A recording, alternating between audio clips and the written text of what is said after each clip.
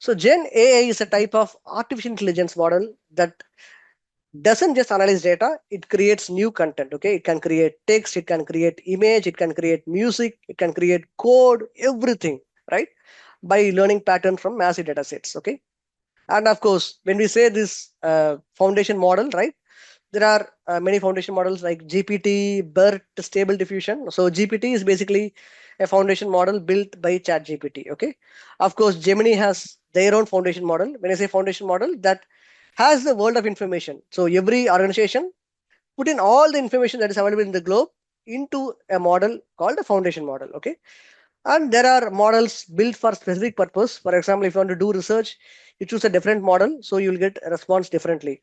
When you're solving math problems, you choose a different model and you'll get a response differently. So basically, those foundation models have been trained with those specific data sets, and that's the reason you're going to get output when you use that. Okay, you might have seen some sarcasm before a month or so in social media where when they wanted to count the number of R's in strawberry.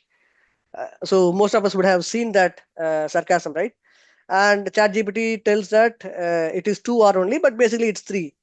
So why would that have happened? Is that because they would have chosen a wrong model. Okay, so if they choose research for searching the number of letters, right, it would give wrong response, right? Because the model is trained to do research, and you go to the model and say count the number of hours, it can predict wrongly. So it is our responsibility to actually use the model correctly. First, analyze which model will work for which use case and use that exactly. So for us to get the desired output, right? How does it work? As I said you, there are three phases of Gen AI. One is training, one is prompting, and one is generation.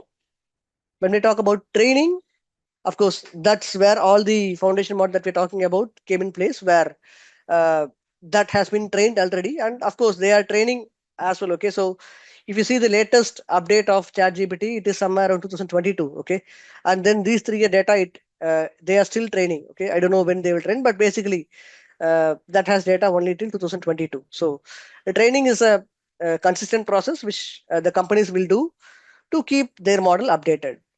And prompting, you go to ChatGPT, you ask a question. So that's simply as simple as that. That's a prompt, and whatever response that ChatGPT gives you, that's a generation. When I say ChatGPT, it is not just ChatGPT.